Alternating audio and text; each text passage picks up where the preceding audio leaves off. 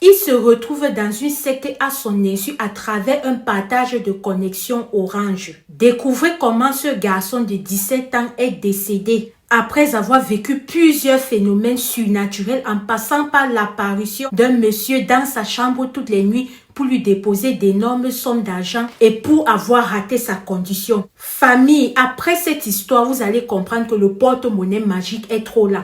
Après cette histoire, vous allez comprendre que le porte-monnaie magique est le bébé de ce qui est en train de se passer maintenant, est le bébé de ce nouveau mode de fonctionnement des gens pour amener nos enfants, pour introduire les gens dans la secte à leur insu. Voici l'histoire du frère. Afin que tout soit clair et pour un besoin de transparence, je tiens à vous dire que cette histoire m'a été contée par la tante du jeune homme qui est décédé. Elle m'explique que quand leur petit est décédé, ça a été une surprise. Pourquoi une surprise? Parce que le petit n'était pas malade. À part une grippe même qu'on ne voyait pas, vous allez comprendre la suite de l'histoire. Pourquoi j'ai dit qu'on ne voyait même pas, il est décédé. Quand il décède maintenant, c'est là où la mère du jeune homme décide d'aller informer à l'école ce qui s'est passé. Sauf que quand elle arrive à l'école, elle s'en rend compte que pendant qu'elle est en train d'expliquer à ses camarades de classe ce qui se passe, il y a deux en particulier qui sont paniqués. Il y a deux en particulier qui ont des actes que toi-même tu comprends que les deux-ci ont quelque chose à se reprocher. C'est comme ça que quand elle finit, elle s'en va maintenant dans le bureau du directeur. Elle lui fait comprendre que pendant que j'annonçais à ses camarades de classe qu'ils soient décédés, il y a deux qui avaient une attitude un peu un genre. J'aimerais qu'on puisse les appeler ici pour qu'ils m'expliquent ce qui se passe. C'est comme ça que le directeur dépêche un censeur d'aller appeler les lycéens. Quand ils viennent maintenant, la mère du gars leur demande que mais qu'est-ce qui se passe? Pourquoi est-ce que quand je racontais, vous avez réagi comme ça, comme ça, comme ça? C'est là où maintenant, quand le directeur même voit les deux, il fait comprendre à la mère que mais ça c'est deux amis de ton fils, ils ont l'habitude de marcher ensemble. Vous allez comprendre à la suite pourquoi est-ce que j'ai aussi dit ça. Gardez ça quelque part dans votre esprit. C'est comme ça que maintenant, comme je vous disais, la mère a demandé que mais qu'est-ce qui se passe? Pourquoi vous avez réagi comme ça? C'est là où les gars, ils faisaient un genre, le directeur a compris que leur manière de faire un genre, si ils doivent savoir quelque chose. Après avoir mis la pression, c'est là où ils ont dit que le petit est décédé à cause d'eux. C'est là où on les demande maintenant que vous dites qu'il est décédé à cause de vous. Comment? C'est là où ils ont décidé d'ouvrir leur dossier et de dérouler les faits. Ils expliquent que c'est eux qui ont introduit le petit dans une secte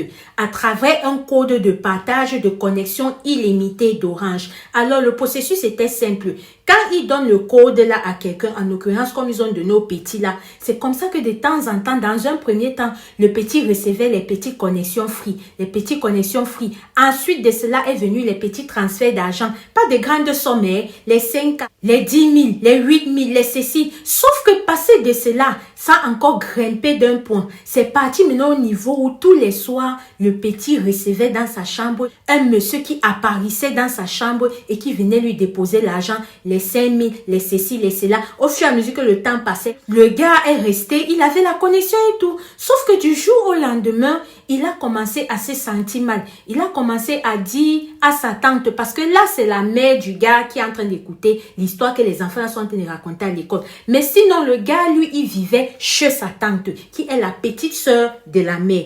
C'est là où il est resté un jour, il informe à sa tante que voilà, je ne me sens pas bien, je suis malade, j'ai la grippe. C'est comme ça que sa tante achète les remèdes et tout, elle donne à l'enfant, il ne boit pas. Grave même encore, quand elle vient, elle se rend compte qu'il est en train de boire les trucs glacés, elle dit que mais toi, tu dis que tu as la grippe. C'est toi qui bois les trucs glacés. Les médicaments que j'achète, tu ne bois pas. Il ne faut pas que tu fasses ici les choses comme ça, comme ça. Bois les médicaments, tu arrêtes les trucs glacés. La grippe finit pour toi. C'est comme ça qu'il disait à sa tante que, ah, tata, ne t'inquiète pas, ce n'est que la grippe. Est-ce que tu as entendu que la grippe a tué quelqu'un? C'est pas comme si tu vas venir un jeudi comme ça, là, tu vas voir que je suis décédée. Un jeudi comme ça, retenez.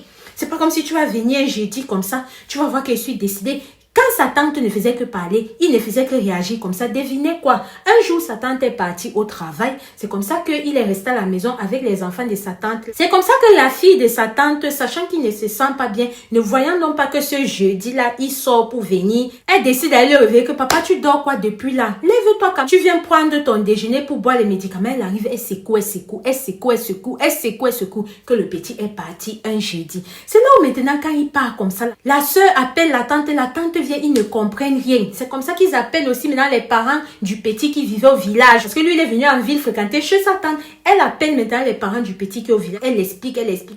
Les parents disent que mais ça c'est quoi? Donc petite grippe là a amené notre fils. C'est comme ça qu'ils ont dit que non, le corps là on ne met même pas à la morgue. Apporte ça. Quand ils prennent maintenant le corps, ils descendent au village avec. Dans la tête de la famille, c'était clair que c'est un truc qui n'est pas naturel. Sauf que pour l'instant là, on ne savait pas d'où est-ce que ça venait. C'est donc comme ça là que la famille du petit a donc pris le corps du petit là, a amené chez un féticheur. Et ils ont demandé que il faudrait que ce monsieur puisse voir ce qui se passe. Il a regardé, il a dit que non. Votre fils est décédé par quelque chose que c'est lui-même qui a cherché. Ce n'est pas quelqu'un qui lui a fait ça. C'est lui-même qui a mis ses mains où est-ce qu'il n'allait pas. Sauf que quand on les dit ça maintenant, eux, ils ne savaient pas où est-ce que l'enfant a mis les mains. Ce qui s'est passé. On revient maintenant aux deux petits qui sont là-bas dans le bureau du directeur en train d'expliquer. Donc, c'est à l'instant là que sa mère qui est venue du village pour dire la nouvelle à ses camarades, prendre certaines choses, voilà, de son fils en ville. Comme elle explique, comme je vous ai dit là dans le bureau, c'est comme ça que quand les deux là parlent maintenant, c'est là où elle a compris l'affaire qu'on a dit que ton fils lui-même a mis les mains quelque part. Donc c'est que les petits là les ont dit. Et c'est là où les petits là poursuivent maintenant. On parlait des petits de 17 ans. Ils poursuivent, ils disent que si le petit là est parti, c'est parce qu'il n'a pas respecté sa condition. En principe, il était censé donner sa tante chez qui il vit là. Sauf que sa tante là, pendant 2 semaines, elle a eu d'intenses maladies. Sauf que c'est une femme aussi qui est ancrée dans la prière. Donc, n'ayant pas pu prendre sa tante, c'est comme ça qu'il n'a pas eu de choix que de partir lui-même. Maintenant, quand il part comme il part là, en dessous de son lit, pendant qu'on récupère ses affaires, on trouve une valise avec 3 millions dedans. C'est là où les petits là poursuivent que oui, c'est le monsieur là qui est parti décéder ça quand il a ruip comme pour donner une récompense de son ruipage. C'est maintenant où le petit là leur dit que moi-même que vous voyez là, j'ai déjà donné mon petit frère. Et une autre de mes conditions, c'est que je dois toujours être avec mon téléphone. Qu'importe où je pars, même si je fais quoi, je dois toujours avoir mon téléphone. Le jour où je vais oublier mon téléphone, genre je suis même au salon, mon téléphone est dans la chambre là-bas, je vais rire. Adama, vous voyez les choses comme ça. Voilà l'histoire du petit là qui est entré dans une secte à son insu à cause du partage de connexion. Partagez ces histoires à nos enfants, partagez-les. Porte-monnaie magique là est le bébé maintenant. Voilà, c'est aussi simplement que ça. Si cette histoire-là n'était pas entrée dans mon inbox, j'avais écouté ça quelque part sur Facebook, je n'aurais pas cru. Je n'aurais pas cru. Donc aussi facilement maintenant comme ça part vite. Ça part vite maintenant comme ça. Hey! Hey!